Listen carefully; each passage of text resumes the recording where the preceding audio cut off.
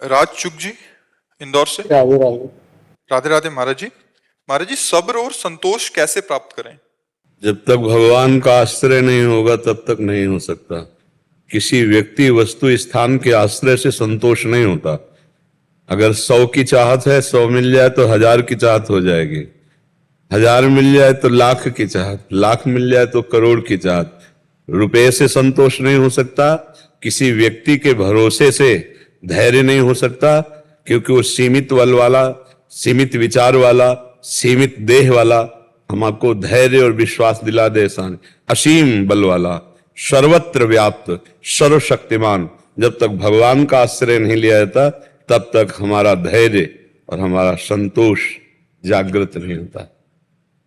भारी से भारी कष्ट में भी धैर्य रहता है, भगवान हमारे साथ हैं। भगवान है ना, संभाल देंगे, वो सब संभाल देंगे। हमारा दृढ़ विश्वास भगवान के चरणों में हो, भक्ति हो, तो धैर्य और संतोष आ जाए। हर परिस्थिति में संतोष रहेगा। कबहू कहो या रहनि रहोंगो, श्री रघुनाथ कृपालु कृपाते, साधु स्वभाव गहोंगो, जथा लाभ संतोष सदा, काहू सो कछु न चाहोंगो। आया ना, संतोष सदा। बिन संतोष न काम न साही, अछत काम सुख सपने नाही। ये संतोष धन तब आता है जब भगवान का भरोसा हो जाता है। सब धन धूर्य समान, इनका कोई महत्व नहीं। जब आवे संतोष धन, ये सबसे बड़ा धन है। संतोष से ही कामनाओं का नाश होता है, और जिसकी कामनाएं शांत हो गई वही महापुरुष है, वही भगवान को प्राप्त कर लेता है, वही परमानंद को। यहां सब कामनाओं में परेशान है। देखो, कामनाओं का जाल बिछा हुआ, ये हो जाए, ये हो जाए, ये हो जाए। और जब संतोष आएगा, शांति आ जाएगी। ये भगवान से आएगी, किसी व्यक्ति वस्तु स्थान से नहीं आती। चाहे जितना बड़ा पद हो, उसे संतोष नहीं, उसे शांति नहीं।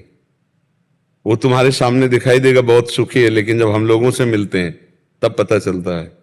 और शास्त्र सम्मत है, कभी भोगों से किसी को संतोष नहीं हुआ, कभी भोगों से शांति नहीं। त्यागात शांतिमंतरम, त्याग में शांति है, भगवान से संतोष है। जिसके प्राप्त कर लेने के बाद कुछ प्राप्त करना बाकी नहीं रहता, वो भगवान है। भगवान का जब बल होता तब धैर्य होता है। ठीक है, अभी भगवान की इच्छा से विपत्ति है, लेकिन कल संपत्ति भी हो जाएगी, उनकी कृपा। तो हमारा धैर्य, जब हमारा भगवान से संबंध नहीं रहता तो हम विचलित हो जाते। अब क्या होगा, अब तो हम मर गए, अब तो हमारा सब कुछ बिगड़ गया। तभी लोग फिर शरीर नष्ट करने लगते हैं, धैर्य छूट जाता है। छोटी छोटी बातों में लोग अपने शरीर का नाश कर ले। जैसे एक विद्यार्थी फेल हो गया, एक खिलाड़ी हार गया, कई तरह के हैं। हर प्रयास करने के बाद नौकरी नहीं लग रही, नौकरी लगते लगते भी नहीं लग पाई, मतलब बहुत सी समस्याएं। नौकरी लग गई, सब कुछ हो गया, बढ़िया ब्याह हो गया, लेकिन संबंध सही नहीं हुआ। अपूरा शांति। बिना भगवान के भजन के पाप नष्ट नहीं होता, और जब तक पाप रहता है तब तक कामनाएं, अशांति, दुख बना रहता है। और अशांतस्य कुता सुखम, जिसका चित्त ही अशांत है, कहां सुख मिल सकता है। बहुत सावधान। इसीलिए अध्यात्म के बिना मृत जीवन है, मरा हुआ जीवन है। सांसारिक जीवन कोई जीवन है, अध्यात्म से खिला हुआ जीवन।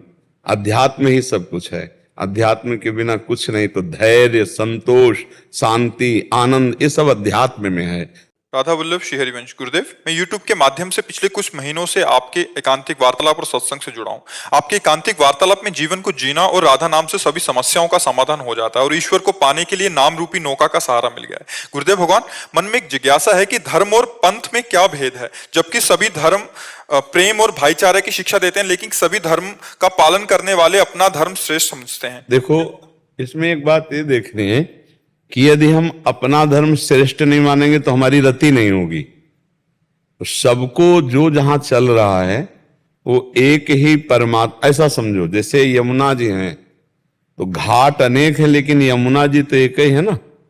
ऐसे पंथ अलग हैं, धर्म अलग हैं, लेकिन वो तत्व जैसे परमात्मा कहते हैं, ईश्वर कहते हैं, भगवान कहते हैं, जो जो अपने भाषा में बोले। कोई अंग्रेजी में उसे गॉड कहता है, कोई उर्दू में उसे पुकारता है, कोई हिंदी में पुकारता है, लेकिन वो एक ही तत्व है। उसके मिलने के मार्ग अलग अलग हैं। अच्छा, अपना मार्ग अपने लिए श्रेष्ठ होना ही चाहिए। अगर नहीं होगा तो रति नहीं होगी, हमारी आसक्ति नहीं होगी। लेकिन हम अपने मार्ग को बड़ा करके दूसरे के मार्ग की निंदा करना, वो सच्चा परमार्थिक नहीं, वो अज्ञानी है। हमारे लिए हमारा मार्ग श्रेष्ठ है, आपके लिए आपका मार्ग श्रेष्ठ है, आपके लिए आपका मार्ग श्रेष्ठ है, क्योंकि सब उसी श्रेष्ठ की ही तरफ तो जा रहे हैं ना, उसी श्रेष्ठ की ही उपासना तो कर रहे हैं ना। लेकिन हमारे लिए हमारा मार्ग श्रेष्ठ है। अगर हम अपना मार्ग श्रेष्ठ नहीं समझेंगे तो हमारी रति नहीं होगी, हमारी आसक्ति नहीं होगी। और भगवान ने भी कहा स्वधर्मो निधनो श्रेया पर धर्मो भयावह। हमारे लिए हमारा धर्म जो छोटा कहा जाए तो भी हमारे लिए महान है, दूसरे का बड़ा धर्म जो कहा जाए वो हमारे लिए भय देने वाला है। हमें अपने धर्म में स्थित रहना है, अपने मार्ग में स्थित रहना है, पर किसी की निंदा नहीं करनी। अगर निंदा करते हैं तो आप अपने ही इष्ट की निंदा करते हैं, क्योंकि वो दूसरा तो है नहीं, वो वही है। उसके मार्ग चलने के अलग हैं, लेकिन जहां गोता लगाएंगे वो यमुना जी एक ही है, वो आनंद सिंधु भगवान एक ही है। चाहे उसे अंग्रेजी में गॉड पुकारो, उर्दू में पुकारो, हिंदी में पुकारो, वो परमात्मा। जो ये नहीं जानता वो अज्ञानी है। जो अपने धर्म को श्रेष्ठ मान करके दूसरे धर्म की निंदा करता है वो कोई धर्मात्मा नहीं, वो अज्ञानी है। जो लड़ाई झगड़ा करता है, अपना धर्म अपने लिए श्रेष्ठ है, उसका धर्म उसके लिए श्रेष्ठ है, और क्योंकि सब श्रेष्ठ की उपासना कर रहे हैं, वही परमात्मा है, दूसरा कोई है नहीं। ये बात जिसको सच्चा ज्ञान नहीं है वो लड़ाई झगड़ा करता रहता है। कोई सगुण निर्गुण का झगड़ा, कोई देवी देवता का झगड़ा, कोई भगवानों का झगड़ा, कोई अलग अलग धर्मों का झगड़ा। धर्म झगड़े के लिए है क्या? झगड़ा मिटाने के लिए है। कोई भी वो धर्म नहीं है जिसमें सौहार्द ना हो, शांति ना हो, एकता ना हो। वो धर्म किस बात का? ये तो सब अधर्म ही है जिसे हम धर्म मानते हैं, वो अधर्म। कौन सा धर्म ऐसा झगड़ा सिखाता है? हमें बतावे कौन सा धर्म ऐसा है जो लड़ाई सिखाता है? अरे धर्म तो सिखाता है नीच पुरुषों को भी गले लगाना, घोर पापियों को भी महात्मा बना देना। धर्म तो ये शिक्षा देता है कि अगर तुम्हारे को कोई गाली दे रहा है तुम मुस्कुरा कर उसे क्षमा कर दो, तुम्हारा कोई अहित कर रहा है तुम उसका मंगल करो। ये धर्म का स्वरूप है। यहाँ तो धर्म के नाम पर लड़ाई झगड़ा मारपीट और न जाने क्या क्या होता है, तो ये वो धर्म की बात नहीं। हाँ, जैसे हमारे इष्ट के विषय में आप न्यून बोले, चाहे जिस धर्म के हो, तो हम गरज कर अपने इष्ट को प्रमाणित करेंगे कि इष्ट ही सर्वोपरि है। लघु नहीं बोल सकते। इष्ट के लिए अगर बोलोगे, धर्म के लिए बोलोगे, राष्ट्र के लिए बोलोगे, तो फिर हम सहन नहीं कर पाएंगे। ऐसे जो जहां है वो सर्वश्रेष्ठ है, आप अपनी उपासना कीजिए। लेकिन अगर आप हमारे देश के राष्ट्र के लिए बोले, आप हमारे धर्म के लिए बोले, तो फिर हम आपको ऐसा जवाब देंगे कि तुम्हारी जबान बंद हो जाएगी। संत शंभु श्री पद अपवादा, कही सुनीता आस मर जादा, काटी जीव तास जो बसाई, श्रवण मुंद न तो चले पर आई। हमारे धर्म के प्रति, हमारे गुरु के प्रति, हमारे इष्ट के प्रति, हमारे राष्ट्र के प्रति अगर बात आएगी ना, तो सब एक तरफ। फिर उस समय आक्रोश आप देखोगे, उस समय फिर आप बल देखोगे। और ऐसे शांत, सबको क्षमा, सबको करना, किसी की निंदा नहीं, किसी का अपमान नहीं, किसी की अवहेलना नहीं। पर जब धर्म की बात आ जाएगी तो डट के खड़े हो जाएंगे। फिर वहां नहीं दिखाई देगा कि ऐसे नहीं, हमें गाली दो हम ऐसे करेंगे। देखो सामने भीष्म जी विरोध में खड़े हैं और इधर भगवान श्री कृष्ण। युद्ध हो रहा है कि नहीं हो रहा? एक पांडवों के पक्ष में जगत गुरु भगवान श्री कृष्ण है और उन्हीं के सामने उन्हीं के महाभागवत भीष्म जी है विपक्ष में। तो युद्ध हो रहा है कि नहीं हो रहा? ये बात समझना पड़ेगा कि एक जगह ऐसा है जहां हमको डट के खड़ा हो जाना पड़ेगा, और एक जगह ऐसा है जहां हम सर झुका के निकल जाएंगे। आप समझ पा रहे हो धर्म का स्वरूप? बड़ा सूक्ष्म है धर्म का स्वरूप। पर है वही एक परमात्मा, दूसरा नहीं है। परमात्मा एक ही है, उसके मार्ग अलग अलग हैं। पर अगर कोई उसी परमात्मा तत्व की जिसकी हम उपासना करते हैं निंदा करे, तो या तो हम असमर्थ हैं तो कान में अंगुली डाल के चले जाएंगे, और समर्थ है तो तुम्हारी जबान बंद कर देंगे।